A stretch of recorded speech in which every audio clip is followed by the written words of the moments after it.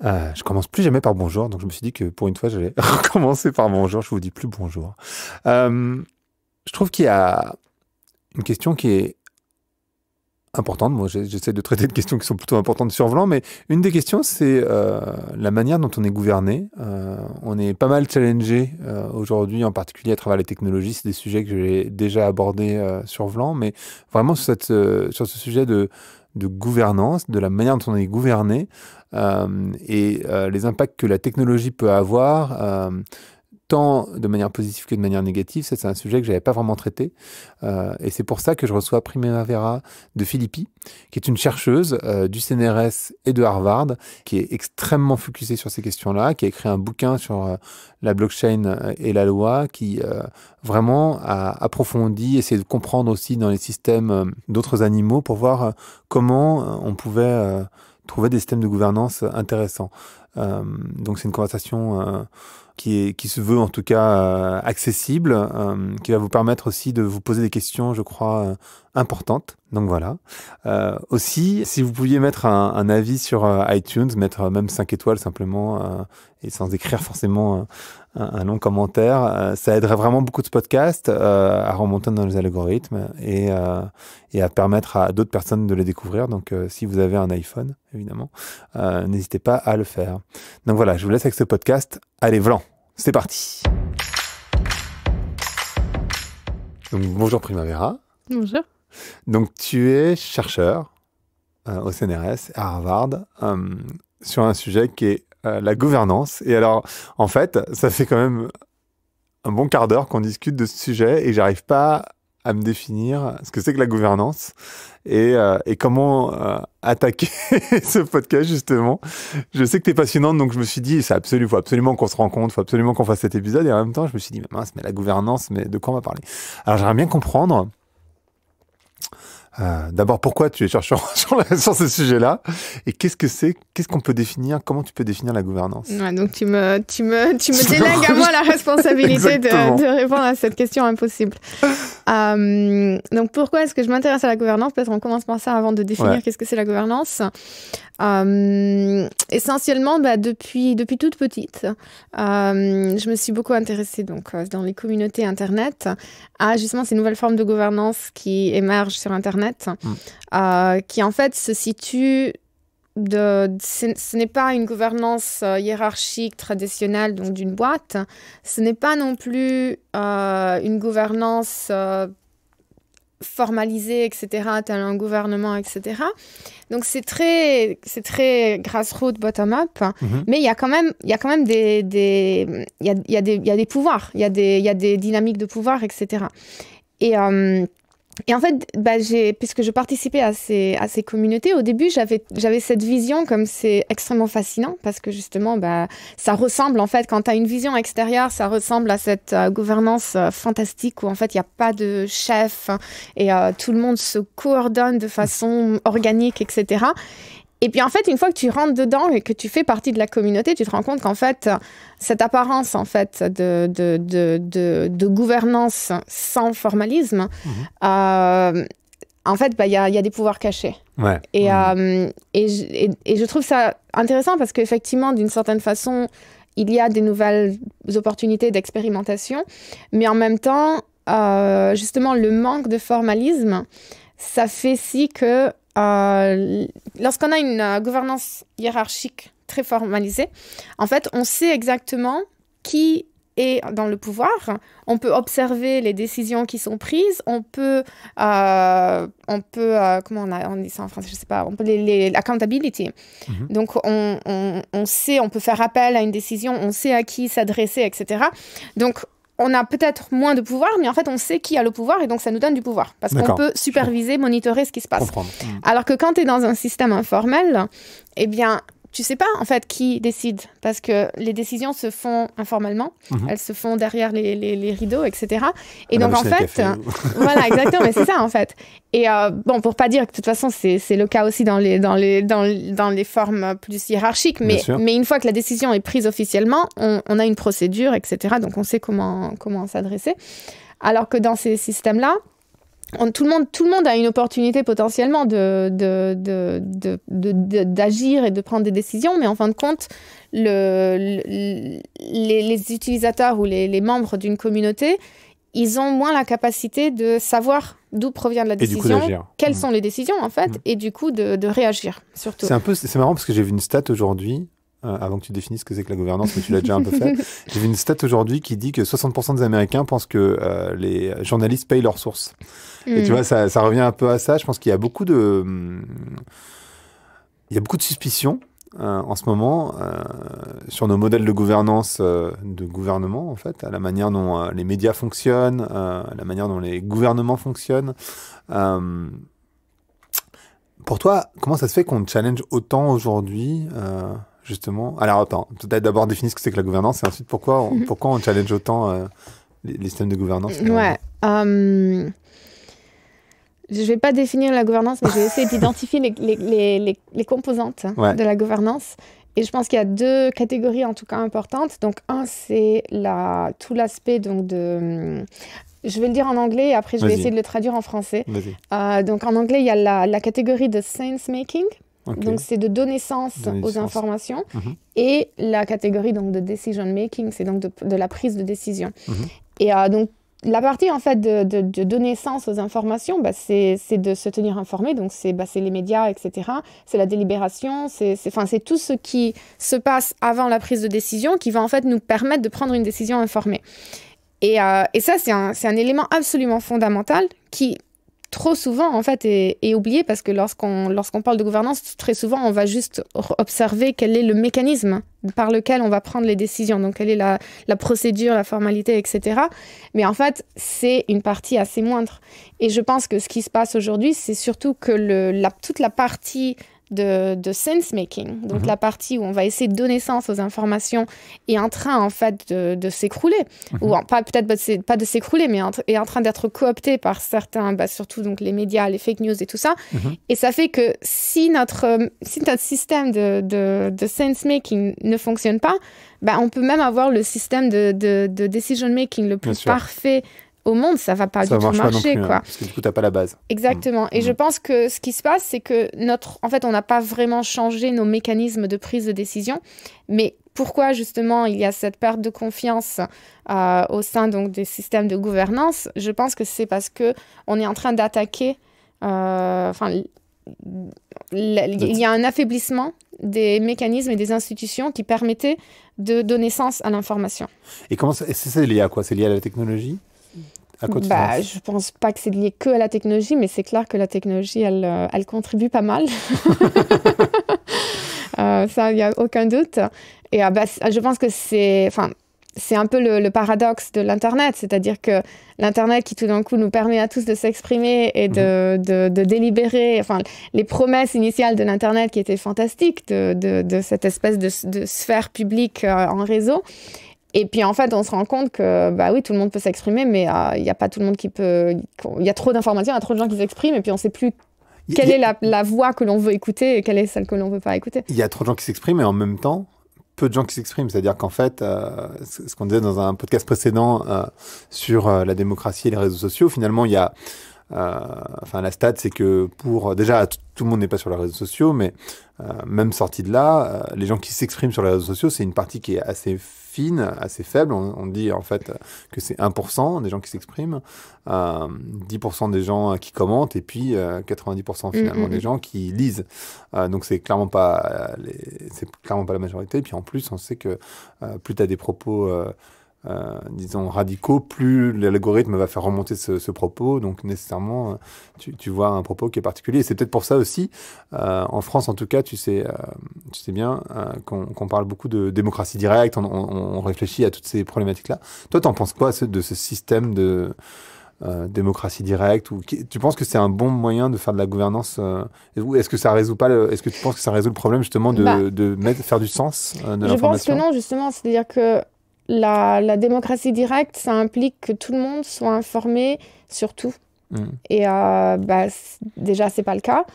Premièrement, parce qu'il y a des personnes qui ne sont pas spécialement intéressées à quelque chose plutôt qu'autre chose. Deuxièmement, c'est parce que si tout le monde va s'exprimer, c'est aussi facile justement d'utiliser le média pour aller manipuler l'opinion publique. Bien sûr. Donc d'une certaine façon, ça retourne. Oui, le système de décision, super.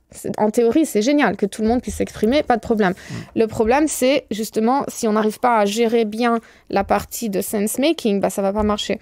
Et je pense qu'on doit partir du présupposé qu'on a une situation actuelle dans laquelle on n'a pas une... Et je pense que c'est impossible. On n'aura jamais une information complète et pour tout le monde. C'est impossible. Donc, étant donné l'imperfection de cette première partie de la gouvernance, on doit concevoir un système dans la deuxième partie de la gouvernance qui prenne en compte cette imperfection. Donc, la prise de décision. Ouais. Voilà. Et donc, tu vois, par exemple, je pense qu'il y a plusieurs mécanismes en fait, qui sont en train d'être proposés. Ouais. Je pense que la démocratie directe, sincèrement, en tant qu'idéal, super, mais en pratique, je pense que ça va être compliqué et ça risque justement d'être manipulé. Il y a, tu as par exemple les mécanismes de démocratie liquide, de démocratie par délégation, c'est super intéressant aussi. C'est pareil, c'est des systèmes, en théorie, c'est super intéressant. Après, on ne l'a pas vraiment testé. Tu peux expliquer la démocratie liquide? La démocratie liquide, c'est-à-dire qu'on peut fragmenter nos votes et chaque fragment de notre vote, on peut le déléguer à une personne que l'on considère représente nos valeurs, mais aussi a plus de connaissances. Donc, par exemple, moi, je pourrais dire, moi, je m'y connais très, très bien en économie, donc je vais voter pour ce qui concerne cette catégorie. Par contre, je ne m'y connais pas spécialement en santé ou en environnement. Et donc, je vais déléguer mon vote à une personne que je considère va représenter mes visions. Et donc, d'un côté, ça permet justement de ne pas tout simplement mettre tout mon vote chez une seule personne, mais de fragmenter vers différentes personnes, tout en sachant que je peux toujours retirer ce vote. Et donc, ça permet en fait, donc, les représentants, évidemment, ils ont une responsabilité puisque... Donc, tu as quand même une forme de candidature puisqu'ils vont essayer de collecter un maximum de votes, mais ils restent toujours sous la responsabilité qu'on peut retirer je peux retirer mon proxy d'une certaine façon.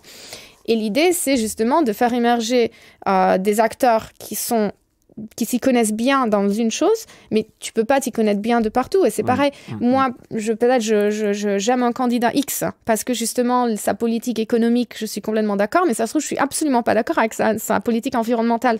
Et le problème, c'est qu'aujourd'hui, je suis bloquée, je dois faire des compromis entre ces acteurs. Avec la démocratie liquide, l'idée, c'est on a moins besoin de faire des compromis puisqu'on va identifier des représentants différents. Donc ça, c'est l'idée. Et c'est un modèle intéressant. Le problème, c'est qu'on ne l'a pas testé. Donc, c'est toujours très intéressant d'avoir ces concepts en théorie, mais tant qu'on ne l'a pas testé en pratique, le diable est dans les détails. Bien sûr. Et si on ne le met pas en pratique, si on ne voit pas une implémentation précise, parce que le concept peut être implémenté de façon différente, et c'est seulement là qu'on va pouvoir comprendre est-ce que ça marche, est-ce que ça ne marche pas, comment ça ne marche pas, comment on peut le...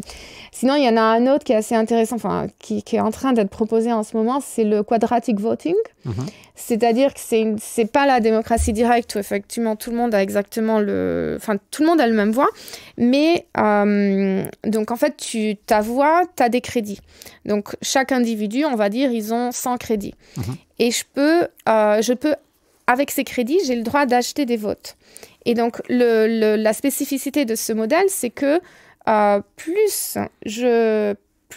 donc pour chaque typologie de vote, je peux les acheter. Donc plus j'y tiens, plus je peux acheter des votes. Mais par exemple, à chaque fois, ça va coûter 2 fois plus. Donc mon premier vote, il va coûter 1 crédit. Mon deuxième vote, il va en coûter 2. Mon troisième vote, il va en coûter 4, etc. D'accord. Et donc, en fait, ça veut dire que les gens qui sont extrêmement passionnés par rapport à une question, ils vont acheter plusieurs votes et donc ils auront plus de poids. Mais par contre, le fait qu'ils aient plus de poids sur ce vote, ça veut dire qu'ils ont beaucoup moins de poids sur les autres qui sont moins intéressés. En théorie, c'est pareil, ça n'a jamais été texté. Donc, en théorie, ça veut dire que les gens qui sont experts et qui tiennent vraiment à certaines questions, justement, ils vont voter là-dessus. Mais ça veut dire qu'ils ne peuvent plus utiliser les crédits qu'ils ont utilisés. Donc, si j'ai plus de voix si je fais un vote de partout, parce que ça veut dire que j'ai 100 voix. Alors que si je préfère, parce que j'y tiens vraiment à cette décision environnementale, je préfère acheter beaucoup de votes dans la section environnement, en fait, puisque c'est au carré, je vais utiliser tous mes crédits là-dessus et j'aurai plus de voix. Mais en fait, j'aurai seulement, j'aurai peut-être 10 voix ici et j'en ai 0 dans les autres. Alors que les autres, ils en ont 100 s'ils font un pour chaque. Tu vois ce que je veux dire? Donc, c'est un autre système. Pareil, très intéressant en théorie, mais on ne sait pas en pratique. Il me semble sur Thinkerview, vous aviez parlé d'un autre système qui était de voter pour des idées, mais pas pour un candidat. En fait, tu votes pour une idée d'un candidat, et puis ensuite, si la personne fait l'idée, c'est elle, tant mieux, mais si c'est pas elle... Oui, enfin, il y a plein de modèles. Le truc que je trouve intéressant, c'est effectivement que, je pense que depuis quelques années, en tout cas, il y a beaucoup de réflexions qui se fait autour de quels sont les nouveaux modèles. Enfin, tu as la futarchie et tout. Tu as tous des nouveaux modèles de nouvelles formes de gouvernance. Et le problème, c'est qu'on reste toujours dans ce modèle théorique parce qu'en fait, on n'a pas trop d'espace dans lequel de champs d'expérimentation pour tester. Et donc, en fait, on reste complètement dans l'incognito sur comment est-ce que ça va fonctionner, quoi. Et du coup, je sais que tu as étudié un petit peu les systèmes de gouvernance, pour le coup, chez les animaux. Et on parle pas mal de biomimétisme en ce moment. Est-ce que tu as vu des modèles ou de l'intelligence dans d'autres espèces qui pourraient être intéressants pour nous, pour les humains, je veux dire, parce que puisque la démocratie est remise en question à cause de la technologie, on parlera aussi peut-être d'intelligence artificielle tout à l'heure, mais ça peut être intéressant de discuter de ça. Mais est-ce que tu as vu des modèles, par exemple chez les fourmis, je sais que tu as étudié les fourmis, mais qui peuvent être intéressants? Alors moi, il y a quelques années, j'étais très très intéressée à essayer de... Donc, j'ai toujours essayé de comprendre comment est-ce qu'on peut créer des formes de gouvernance qui sont les plus plates, donc qui ne vont pas impliquer justement ces formes de concentration des pouvoirs et de hiérarchisation, tout en maintenant une forme de coordination, ce qui est pas facile. Et donc, il y a le modèle de la stigmergie, qui est donc le modèle des fourmis, des abeilles, des oiseaux quand ils volent en groupe. Et l'idée, c'est qu'effectivement, il n'y a jamais de leader. Le concept de leader n'existe pas. C'est juste que chaque animal va laisser des traces. Et ces traces vont communiquer aux autres un état des lieux. Et donc, ils vont décider comment continuer à interagir selon de ces traces. Et en fait, chaque animal laisse des traces. Et c'est l'intelligence collective fondée, en fait, sur ces traces plutôt que sur le fait que quelqu'un a décidé. Donc, ça veut dire qu'on peut prendre des décisions par nous-mêmes, mais grâce à l'information qui nous est fournie par le collectif. Après, évidemment, ça marche bien dans le cas des fourmis ou dans le cas quand c'est des organismes, en fait, extrêmement simples et qui n'ont pas besoin surtout qui n'ont pas motivation de tricher ou de laisser des traces qui sont incorrectes, parce que sinon justement le collectif ne fonctionne pas si ça se passe. La question, c'est comment est-ce qu'on fait à transposer ces modèles qui sont très très intéressants dans le monde des humains. Et donc, il y a plusieurs personnes, justement, qui ont pris cet exemple pour décrire le fonctionnement de Wikipédia. C'est-à-dire que Wikipédia, en fin de compte, c'est une forme de stigmergie un petit peu plus sophistiquée. C'est-à-dire que c'est tout simplement des gens, ils laissent des traces, ils continuent à laisser des traces. Il y a pas... Après, oui, parce que Wikipédia, éventuellement, justement, a dû créer des formes de bureaucratisation et de gouvernance. Tu as les administrateurs, tu as les éditeurs, etc. Donc, éventuellement, il a fallu créer ça parce que, justement, il y avait des conflits.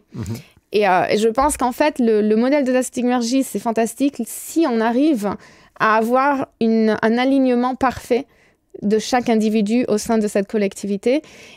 Et ça marche très bien chez les animaux parce que instinctivement, ils ont cet alignement d'intérêt. Chez les humains, le problème, c'est que ça devient compliqué lorsqu'il y a certaines personnes qui ne sont pas alignées. Parce qu'on est individualiste. Parce que certaines personnes sont individualistes. Et en fait, dans le collectif, évidemment, tout le monde a une incentivation à faire que tout marche bien parce que tout le monde y gagne. Mais le jour où il y a des gens qui commencent à faire les free riders, en fait, ça casse le modèle. Parce que Évidemment, tout le monde a un incentive que l'ensemble marche, mais tout le monde individuellement a une incentivisation à ne pas contribuer parce que de toute façon, les autres sont en train de contribuer. Et sauf que si je me rends compte que quelqu'un ne contribue pas, ben, je ne vais pas contribuer non plus.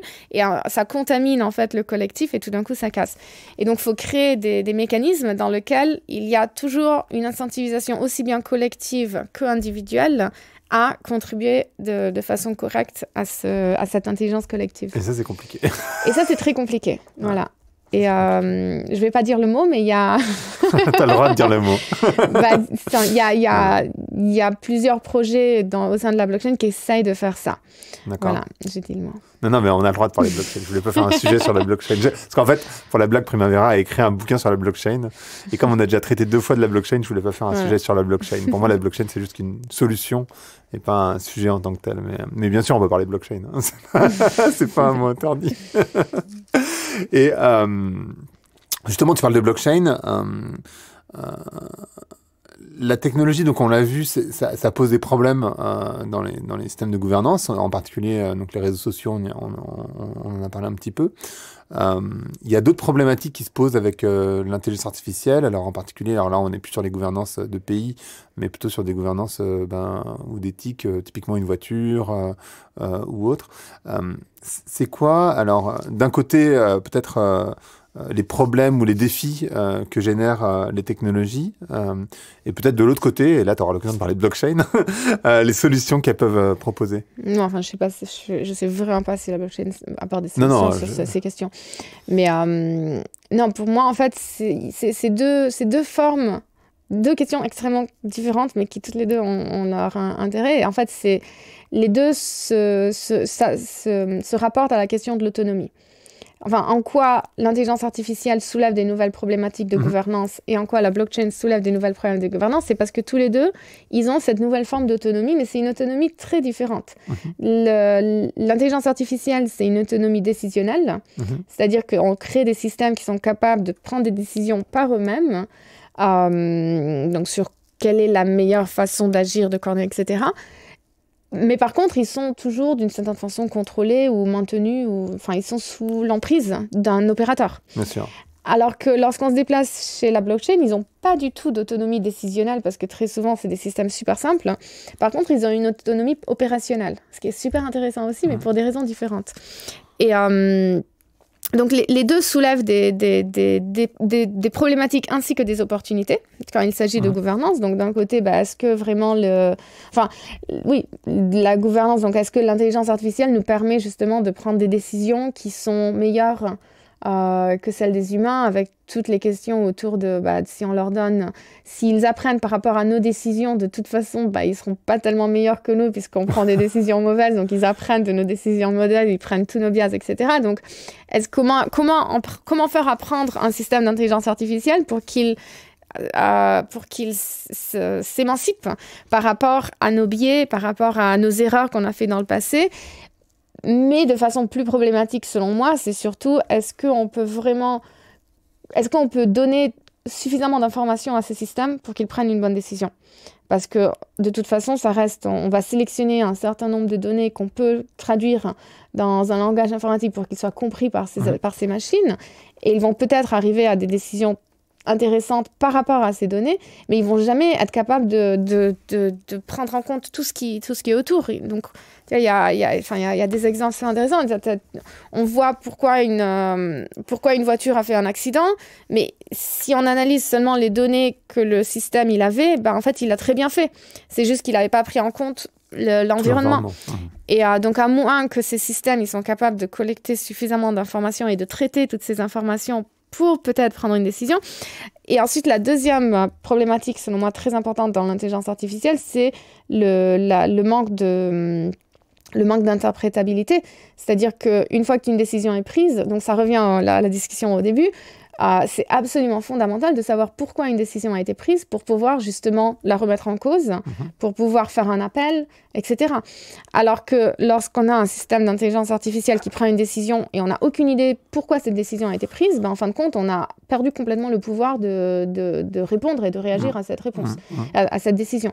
Donc, pour moi, ça, c'est des problèmes fondamentaux. C'est-à-dire que je pense qu'on peut toujours améliorer ce système et on peut l'optimiser. Et je pense qu'effectivement, on arrive dans certaines situations à des systèmes qui effectivement fonctionnent relativement bien. Le problème, c'est qu'ils fonctionnent bien, mais on perd en fait la substance d'autour. On perd le procès équitable, on perd la transparence et l'universalité des règles. Et surtout, lorsqu'on applique ça dans le domaine du droit et du contentieux, ça devient absolument abominable. Ouais. Et alors du coup, d'ailleurs, tu me parlais tout à l'heure, avant qu'on commence, de l'exemple de la voiture qui a un accident et en fait, et qui tue une personne. Et c'était hyper intéressant ce que tu me disais, parce qu'en fait, je pense que tout le monde ne réalise pas à quel point l'éthique et la morale sont des choses qui sont très apprises et qui sont très culturelles, donc, et très locales aussi. Et j'aimais bien ton exemple sur l'analyse qui était faite d'un pays à l'autre. Est-ce que tu peux en parler 2 minutes? Oui, donc ils ont fait un site web où les gens, en fait, ils doivent répondre à des centaines de questions par rapport à, il y a une voiture, elle doit prendre un choix, est-ce qu'elle va tuer un groupe de 5 personnes sur la gauche ou est-ce qu'elle va tuer un petit bébé sur la droite? Est-ce qu'il va tuer 2 femmes sur la gauche ou un groupe de personnes plus anciennes, etc. Et donc, à chaque fois, l'utilisateur doit choisir et donc exercer sa moralité pour aider le système à comprendre. Et donc, il y a deux choses extrêmement intéressantes qui sont sorties de cet exercice. Un, c'est que la plupart des gens, donc il y a beaucoup de questions, il y a beaucoup de gens qui s'arrêtent au milieu. À un certain moment, ils n'arrivent plus à répondre parce qu'en fait, même nous, on n'a pas un algorithme capable de répondre à ces questions. Donc, au début, c'est des questions assez faciles. Enfin, voilà, c'est tout relatif, mais... facile, quoi. Mais il y a une forme de... Notre moralité culturelle nous permet de répondre, en tout cas. Alors qu'à un certain moment, on arrive et on est complètement incapable de répondre. Moi, je l'ai fait, moi aussi. Je me suis arrêtée, je ne sais pas quand, parce que je ne savais pas combien il y en avait. Mais je me suis arrêtée parce qu'à un moment, je dis, je ne sais pas, j'en ai marre. Et la deuxième chose qui était intéressante, c'est justement, donc, ils ont catégorisé ça par pays. Et donc, ils ont visualisé les résultats par rapport au pays. Et c'est là qu'on voit que, justement, il y a des biais culturels énormes. Notamment, donc, le Singapour qui donnait une importance pratiquement absolue à est-ce que la personne était en tort ou pas. Et donc, si elle était en tort, c'est OK de la tuer. Si elle n'était pas en tort, il ne faut pas la tuer. La France qui donnait beaucoup d'importance aux enfants. Donc, on n'aime pas tuer les enfants dans notre culture française. Et les pays du Moyen-Orient qui, par contre, ne donnaient pas vraiment beaucoup d'importance aux femmes. Voilà, et donc, c'est vraiment c'est intéressant parce qu'effectivement, d'une certaine façon, on est en train de se dire l'intelligence artificielle va peut-être permettre de prendre des meilleures décisions justement parce qu'il n'y a plus ces émotions, les biais, etc. Mais d'une autre façon, le biais fait partie de l'homme, il fait partie de notre culture surtout. Et donc, comment est-ce qu'on peut concevoir une moralité objective? Ça n'existe pas. Et donc, comment est-ce qu'on peut enseigner à une machine alors que nous, on ne la comprend pas nous-mêmes, quoi. Et tu parlais tout à l'heure de blockchain. Donc là, on a parlé un petit peu d'intelligence artificielle. La blockchain, c'est quoi les défis par rapport à la gouvernance? Donc, la blockchain, c'est par rapport à l'autonomie opérationnelle. Et donc, en fait, ça veut dire qu'on crée des systèmes qui ne sont théoriquement contrôlés par personne. Donc, on déploie un mécanisme sur la blockchain et en fait, on ne peut plus le stopper, le modifier, l'influencer, etc. Enfin, on ne peut pas changer la façon dont il va s'exécuter. Après, évidemment, il y a les personnes qui vont quand même interagir sur ces machines. Donc, on a une forme d'influence par rapport à l'individu qui interagit. Donc, les nouveaux défis, c'est comment est-ce qu'on peut réguler ces mécanismes, puisqu'on peut créer donc, ces systèmes automatisés. Après, on ne va pas rentrer dans la science-fiction, mais l'idée ultime, c'est si on mélange l'intelligence artificielle avec la blockchain, donc on a autonomie décisionnelle et opérationnelle, on a Skynet, mais bon, ça, c'est on a encore quelques années avant d'arriver là. Mais par contre, aujourd'hui, c'est vraiment les questions de comment est-ce qu'on fait dans cette approche qui est complètement décentralisée, quelle forme de gouvernance est-ce qu'on peut adopter? Et le problème aujourd'hui, donc le gros défi de la blockchain, c'est qu'on ne connaît pas beaucoup de mécanismes de gouvernance décentralisée. Et celui qu'on connaît le plus, et c'est effectivement celui qu'on retrouve tout le temps dans les applications blockchain, c'est le marché. Donc le marché qui paraît en théorie, donc le marché parfait compétitif, qui effectivement permet une forme de coordination indirecte des individus. Le problème, c'est que, on l'a vu tout au long de notre histoire, un système parfait théoriquement ne fonctionne pas en pratique, puisqu'il y a toujours une concentration des pouvoirs. Et en fin de compte, ça devient presque ironique, puisque le but de ces systèmes, c'est de créer un système décentralisé. Donc, on va créer un système théoriquement décentralisé qui est opéré par un modèle de marché, qui en fait va se concentrer et qui devient en fait complètement centralisé au niveau de la gouvernance. Donc, en fait, on est en train de... C'est un système qui s'auto-défaitiste, d'une certaine façon. Et donc, aujourd'hui, je pense que c'est... Enfin, pour moi, c'est les questions les plus... Pourquoi je m'intéresse à la gouvernance, c'est ça. Je pense si on veut vraiment que ces systèmes décentralisés fonctionnent, on doit trouver des nouveaux modèles de gouvernance qui permettent un système décentralisé, mais qui ne sont pas fondés sur des optiques de marché. Et c'est pas facile. Non. Ouais. Et du coup, pour toi, est-ce qu'il y a des solutions, il n'y a pas de solutions qui ont été définies ou de best practices, entre guillemets, de bonnes pratiques qui ont été trouvées à date Pour l'instant, vraiment aujourd'hui, si on regarde la gouvernance de la plupart de ces systèmes, c'est essentiellement soit ils vont se baser donc, sur des modèles donc, de proof of work, que c'est essentiellement plus j'ai investi d'argent dans le minage, plus j'ai de décisions, donc très plutocratique. Soit il y a des modèles qui vont faire donc le proof of stake, c'est pareil, donc plus je mets d'enjeux économiques, plus je vais avoir un pouvoir décisionnel, donc on est encore dans un modèle complètement plutocratique. Et après, il y a tous les modèles de proof of authority, où là, par contre, on va identifier les acteurs, donc on rentre dans un modèle centralisé où il y a une personne qui va décider qui sont les acteurs qui peuvent décider. Et donc, il nous manque en fait des alternatives qui ne sont pas uniquement, en tout cas, basées sur des modèles de marché. Il y a certaines expérimentations, il y a beaucoup de recherches qui se fait, en tout cas, notamment sur les systèmes de réputation, etc., ou comment combiner les systèmes parce que le système de marché est très efficace, malgré tout. Donc, si on n'a rien veut... trouvé de mieux, en tout cas. Pour l'instant, c'est très efficace dans vraiment le concept d'efficacité. Après, ce n'est pas du tout démocratique. Oui, c'est ça, voilà. C'est bien le problème. Donc, en fait, il faut trouver des mécanismes d'utiliser le marché pour ce qu'il est bon à faire, mais ensuite de le contrebalancer avec une autre forme de contre-pouvoir qui, elle, va être basée plus sur un modèle de réputation, de méritocratie, où on ne sait pas trop, quoi.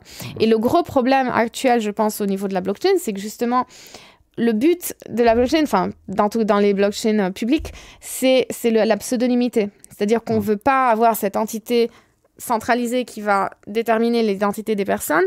Et donc, on crée un système qui est pseudonyme. Et le problème, c'est que le système ne comprend pas le concept d'identité. C'est externe au système. Et donc, quand tu parles de décentralisation, tu parles de décentralisation par rapport à quoi ? Parce qu'en fait, si tu n'as pas la notion d'identité, tu peux pas... Le concept de décentralisation par rapport à une identité n'a pas de sens. Donc, le système par lui-même est incapable de...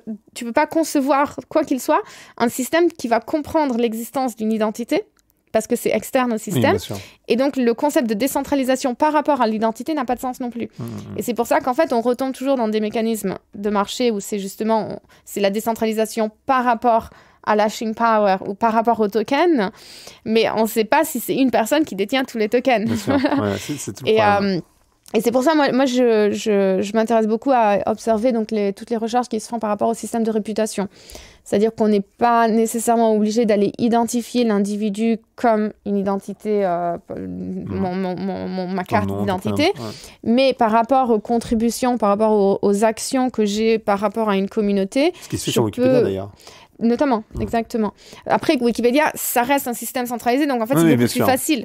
Mais c'est plus difficile. Un système de réputation décentralisé, c'est pas facile à développer. Parce que justement, il y a tout le monde qui va essayer de tricher pour augmenter leur réputation. Exactement. Et, mais bon, c'est des recherches extrêmement intéressantes et j'espère qu'on arrive à avancer quelque part. Merci beaucoup. Et alors, du coup, ce podcast s'appelle Vlan. Donc, je voudrais savoir à qui ou à quoi tu voudrais claquer la porte. Si tu me demandes comme ça, moi je dis à la blockchain. Mais alors, faut que tu expliques un peu quand même. Non, mais c'est pas vrai, c'est pas que je veux lui claquer la porte, mais j'aimerais bien qu'on arrête de regarder la blockchain comme étant justement cette solution magique à tout, parce qu'en fait, elle résout certaines choses, mais en résolvant ces choses, elle soulève tous des nouveaux problèmes. Donc, c'est pas vraiment, je veux pas lui claquer la porte comme ça, méchamment. Pourtant, t'es italienne, hein. Peut-être je veux la lui un petit peu, pas trop, qu'elle soit pas complètement ouverte, parce qu'en fin de compte, je pense qu'il faut énormément de recherche là-dedans pour vraiment arriver à comprendre la mesure et ça va pas résoudre tout, mais peut-être certains éléments peuvent être pris et peuvent être combinés au sein d'un système de gouvernance pour l'améliorer. Ok, super, merci beaucoup. Merci à toi. Merci d'avoir écouté Vlan. Si vous avez aimé l'émission, vous pouvez le dire avec des étoiles, 5 de préférence sur iTunes, et le partager avec vos amis ou vos collègues. Je suis Grégory Pouy, vous pouvez me retrouver sur Twitter et LinkedIn sous le pseudo Greg from Paris. N'hésitez pas à me remonter vos remarques, vos questions, mais aussi les invités que vous aimeriez entendre.